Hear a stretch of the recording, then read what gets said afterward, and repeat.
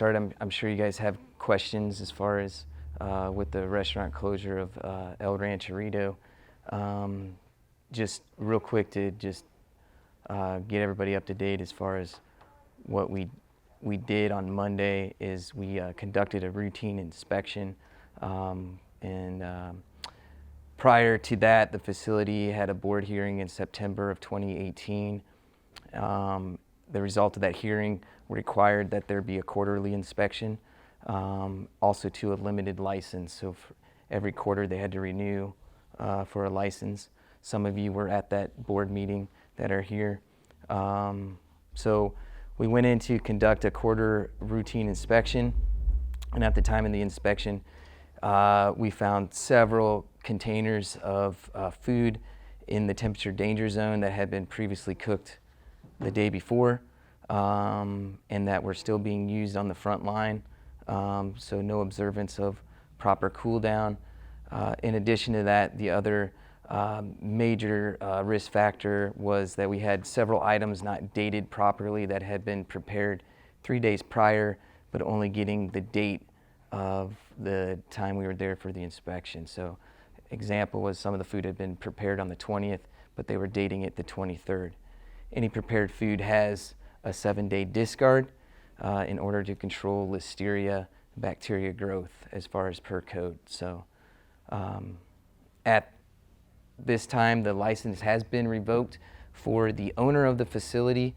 A restaurant can operate in there, just the current owner of the facility cannot operate a food service operation in the county. Just like anything, there is an appeal process, so if anything beyond this, the owner would need to appeal to the Board of Health as far as the due process there. But again, this was all laid out in a September 2018 meeting, and it was all decided there as far as like what we expected moving forward. So, so at this time, if there's any questions. So it's Lupe Leon? Is that the owner? Leon, yes. Is that how you say it? Guadalupe Leon, yes. Okay, and so when you say that they can't be associated, like they can't be associated with the restaurant in any way, shape, or form, or they just have to have a new manager come in?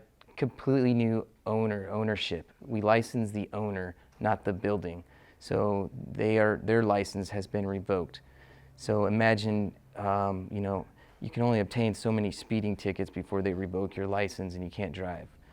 Same kind of as far as enforcement here. That's how the ordinance is written. So yes, so she cannot hold a license in the county to operate food. Okay. And what happened between last fall and this inspection today? Because they had to go through several to get reestablished, right? Correct, yeah. So we had that established. We went in there to re-inspect.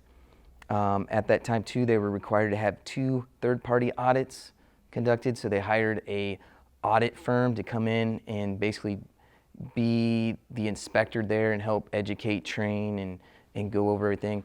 They were only required to have 2 after the hearing, and then we were in there in October, right after the hearing too, to conduct a routine. So they had to have an audit done prior to us doing another routine inspection. And we went in there and inspected, and we did not see these behaviors which we have seen previously, and what got us to the point where we had a board hearing and several in other items before where we had closures of the facility. With that, they did not renew a third-party audit in January because they were only required to have 2, so that was not taking place. Again, that was all on them and their personal choice. I do believe that was definitely helping. So was this the first time you all were in there for an inspection in 2019? No, we had been in there previous quarter. It would have been January, February, March 2019. So yes, we were back in there. Then. Correct. We did not have temperature abuse. We did not see the old behaviors that we were trying to prevent from reoccurring. And that's what, yes. So yeah, they had a previous inspection. Things were going on the up. But again, I've been here before, and I've talked about food facilities, and I even mentioned it at our meetings.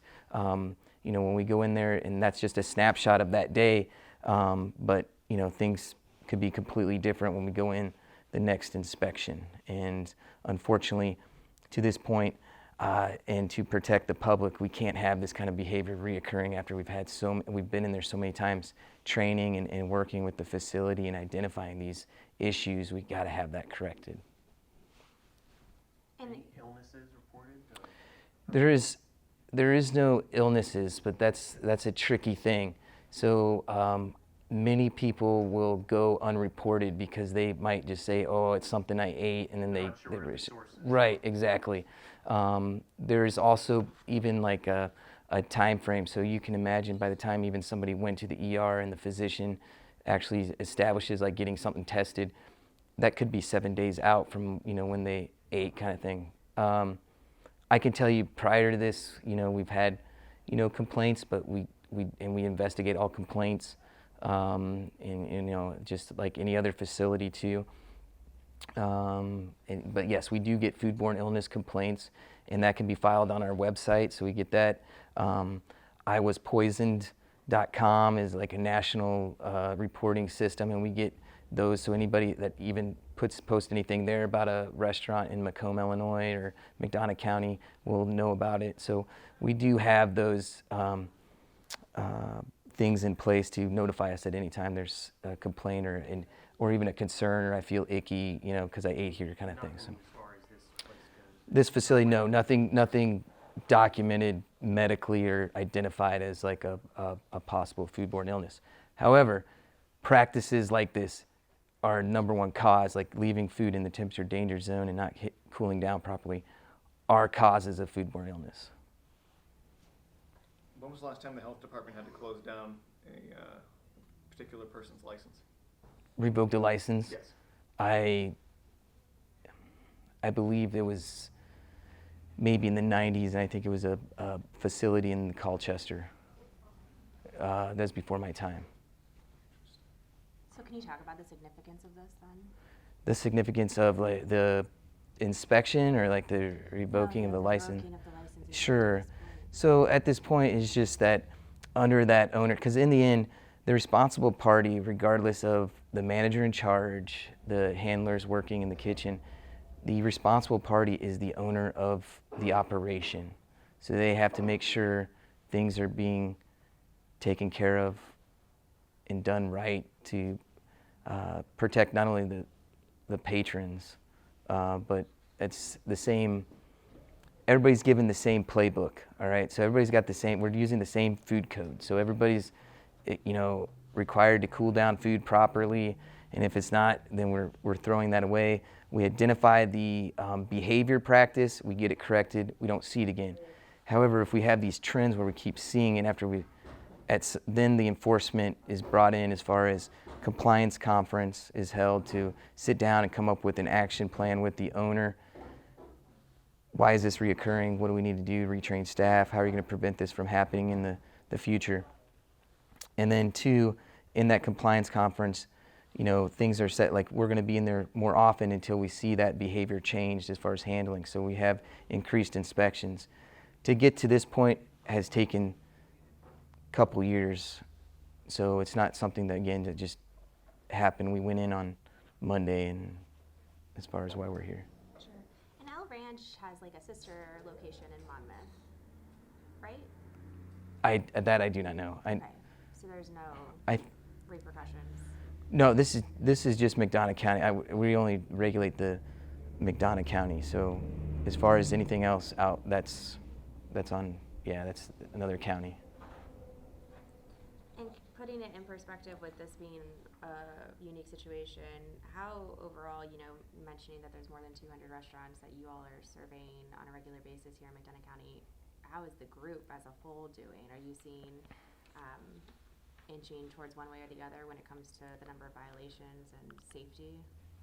So, yeah, so everybody's, again, there's always just a small percentage of the overall, as far as players. Yeah, we do see issues. We just generally see issues corrected, and we don't see them again because we've already addressed that and we got it corrected. And we implement things to where we're not repeating those type of behaviors again. Yeah, overall, yeah, it's just a small, like, no one wants to spend more time, everybody's time's, as far as holding meetings. There's a lot of time involved as far as setting up a compliance conference, that's a lot of time spent, and, we're not in there to go, do that. Everybody gets certified, everybody gets the same 8-hour training, everybody knows what needs to be done in that kitchen, and that's why we have certified managers there that have been trained to what's expected. So when we come in to inspect, they understand like why we have to cool down the food properly and why we got to keep cold food at 41 or below and hot food hot at 135 or higher. So no, it's just a small portion. Can I tell you that we have had other compliance conference? So yes, there has been more recently compliance conference because again, we are starting to see, with that case history, and we need to get those behaviors corrected. So yes, we have had other facilities on compliance conferences, and we've sat down with the owner and explained. So this is not the only food facility. How long have they been in business and open, I've been here 13 years.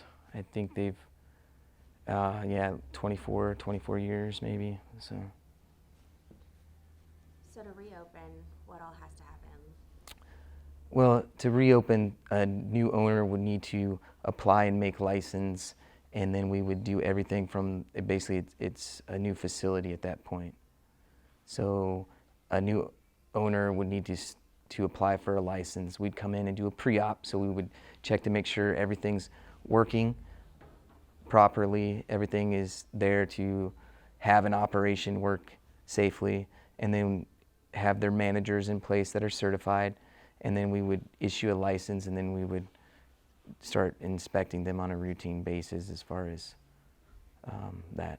And could Lupe be a part of that, just not as an owner, or can she not have any sort of relationship to the restaurant at all? That, again, she can't be the owner, yeah, so as a silent part, I can't tell you who all owns or has like a silent partner dealership, that kind of thing. They just cannot have, yes, under her ownership and direction, it's not working, so that's why the license was revoked. And So, are there any fees for this? for the fees for that, or for opening up a new place, yes, there's fees for applying for a license, for their annual license. Fees for that inspection, no. That was refunded because again, we were on a short permit, a limited license. So after the inspection on Monday, the application and monies for renewal of the limited license was returned to the owner. Facilities closed. License has been revoked. Have we seen any new applications for licenses recently?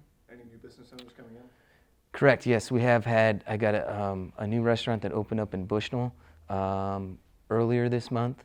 I have several other places in Macomb. We do get approached a lot with like, hey, I want to look into opening up a business, and then a lot of times we don't see that materialize because people, they had an idea and then maybe they're waiting for something to work out. So yeah, and then we do have a couple other, of course, there's 2 right across from the railroad tracks that are, one is licensed now, and they're recently opened, and then the other one, of course, is the other establishment still being built, kind of thing. So.